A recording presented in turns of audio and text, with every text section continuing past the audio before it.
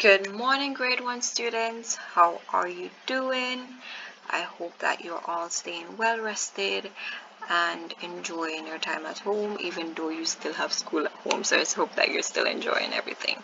Today is Monday, the 25th of May, 2020, and we're going to have language arts. The usual, you'll need the usual, your language tree text, your language arts exercise book, a pencil, eraser, and a sharpener. I'm positive you can read this list for yourself now. Phonics review, ICE word family.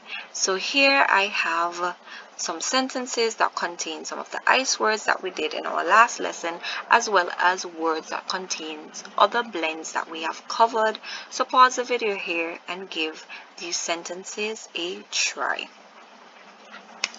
Phonics, ICE word family. We're going to continue with that. And so we said that in the word ICE, the letter C gives us an S sound. So that's why you don't hear a K, you hear a S. Okay, so ice. This word is ice. Let's continue. Our first word, the first sound by itself says L, L, and then we have ice. So we're going to put the two sounds together. Let's see.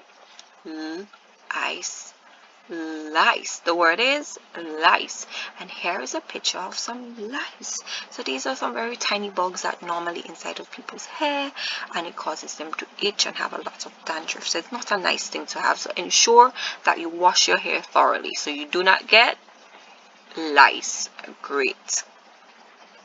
Next word, we're going to put the S and the P together, and it's going to give us this sound. So listen to me now. It says sp, sp. Got that? Sp. Great. And then we have ice. So let's say it. Sp, ice, sp, ice, spice. The word is spice. So here's a picture of some spice, and we normally use spice in our food to give it flavor and to give it color. So this word is sp, spice. Great. Practice pronouncing that SP sound. Our next word, the first sound is P. The first sound is P. Second sound, R. Second sound, R. So we put it together, we have pr, pr, and then we have ice. So let's see what the word is. Pr, ice, price. The word is price. So what is the price for this juice right here? Here's a price tag, and the price tells us how much money we have to spend for the juice. So this price says $3.99 for this juice. So that is the price. Great. Our next word, SL, says sl, sl. And now we're going to pronounce this word, ice. So we're going to have sl, ice, sl, ice, slice. The word is slice. So here we have a pizza slice, and we also have sliced bread. So this word is slice. Our final word for today. First sound, tw. Say it with me, tw, tw. And then we have ice. So it's tw, ice, tw, ice, twice. So this person is holding up two fingers. So what do you think the word twice means? Twice means when we do something two times. So you can say you did it twice. If you did something two times, you did it twice. And now that's the end of all of the words we'll be looking at today for phonics. Now on to our passage. What do you think we're going to read about today? So here we have pizza, and over here we have rice. So what do you think we're going to read about? Okay, let's see. Our story today is entitled Pizza Slice or Rice. Pizza Slice or Rice. And this is our passage. So I'm going to point out some words to you that you may not be familiar with. The first word is cold. Cold. So pause, say it, and spell it. Cold. Our second word is want. Want. Pause, say it, spell it and say it again. Our next word is yikes. When you get here, you see this exclamation mark. I would like for you to read it with emotion. Yikes. So this word is yikes. And this word is afford. Afford. Do you know what that means? If not, could you use the context clues in the sentence to help you figure it out? Okay. The final word we'll be looking at is warm. Warm. Great job. So now you pause and you give your passage a try. Reading parts of a story. So we'll continue looking at parts of a story, and we said that they could also be called story elements. And they are the ingredients and the pieces that are used to put together to make up a story, as made up story, a story that is fictional, that's not true. And to be a good reader, it would be excellent for you to be able to identify the parts of a story so that you could be able to understand the story better. The parts of the story are the characters, which we know are the people and animals in the story, the setting, when and where the story takes place, the problem, the conflict or main problem that the characters have, and the solution, how the problem is solved. So before reading, you're going to go over the story that you have read so far on page 48, the first part of the story, Brother Dog and His Bone. You're going to talk about what happened in it. You could probably look over the page and try to remember what happened. Then you're going to turn to page 49 in your textbook, where you're going to look at the picture. What do you think is going to happen in that part of the story? Make a guess, make a prediction based on what you see there. During reading that passage, I would like for you to pay attention to the parts of the story, pay attention to the character, pay attention to the setting, and pay attention to the problem. See if you can spot these things in the story. Finally, when you're finished reading, the first thing you're going to do is discuss the parts of the story that you were able to spot. So discuss means to talk about. You're going to talk about these parts of the story aloud. Then you're going to answer the question, which part of the story did you like best? Which part was your favorite? And you're going to create a solution. You're going to tell your auntie or mommy or whoever the solution that you have for Brother Dog. Remember, Brother Dog lost his bone. There was no solution in the story. If you were Brother Dog, what would you do if you lost your bone? How would you help Brother Dog? So that is the solution. And finally, you're going to answer the comprehension questions present there.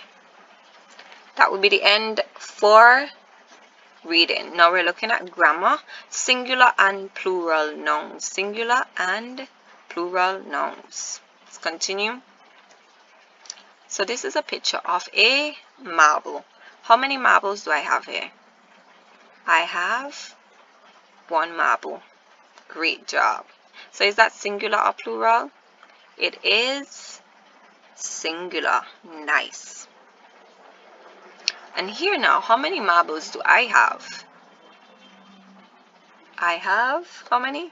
7 marbles. So is that singular or plural? It is plural because I'm speaking about more than one, right? So remember that singular means one and plural means more than one. So nouns can be singular or plural. And when it's singular, you leave it just like that. And when it is plural, what do? We add an S. Great job. So let's do these together. So here I have a truck. I have one truck. So is this truck singular or plural? It is singular. We're speaking about one truck. Now over here, how many trucks do we have? 1, 2, 3, 4. We have 4 truck or trucks. We have 4 trucks because it is plural. We're going to add an S. So we have 4 trucks. Great job. Now here I have one cake, one chocolate cake. So this is it singular or plural? It is singular. We're speaking about one thing here. And over here we have 1, 2, 3, 4, 5, 6 of them. 6 cake or cakes. Great. 6 cakes. Because it is more than one, it's plural, so we added an S. And finally, here we have a boat. We have one boat. So this boat is Singular. We're speaking about one thing here. And here we have 1, 2, 3. 3 boats. Great job. We added an S because it is plural. Nice work, everyone. So now you're going to turn to page 52 in your text and you're going to do the entire page. Feel free to do this activity in your textbook. Look around your home. What do you see? Can you form the plural of the things you see? So look around your environment and find things, and you're going to say, okay, if it's one chair, you're going to say, okay, this is a chair. But if more than one, you're going to say, we have several chairs. Great job. And then you're going to write at least 2 sentences about the things you found in your home. So I can write a sentence and say, in my home, I have 4 chairs. You get it? Great. So you're going to do that for the singular and plural nouns activity. Now on to composition. Brother Dog and the Bone. Before writing, we're going to think about the story Brother Dog and the Bone. We're going to answer these following questions. We're going to talk about these questions aloud. Where do you think Brother Dog got the bone from? How do you think Brother Dog felt when he first got the bone? How do you think Brother Dog felt after he lost his bone? And if you were Brother Dog, what would you do about the lost bone? So think about the story and you're going to answer these questions. Talk it out with your mommy or your daddy or grandpa, auntie or whoever it is, okay? Then during writing, so you're going to use those questions to guide your writing, but I would like for you to start off the composition with this sentence: Brother Dog loves big bones. Then you will proceed to write the sentences that answer the questions that we did before writing. You're going to write neatly and incomplete sentences. Draw a picture of Brother Dog with his bone. And remember, when you're writing your sentences, they should begin with a capital letter. And if it's a special noun, such as the name Brother Dog, you see here, Brother Dog is a special name. So the B starts with a capital B and D, capital D, because that's his name. It's a special name. So you begin with capital letters. Your words must have space between them. Nothing jam up. Your sentences must end in a full stop. And your handwriting should be as neat as possible. Try to stay on the line as best as you can. After writing, I would like for you to read your composition aloud. Are you happy with your composition? Okay, and all in all, I know that every single one of you did a great job on your writing.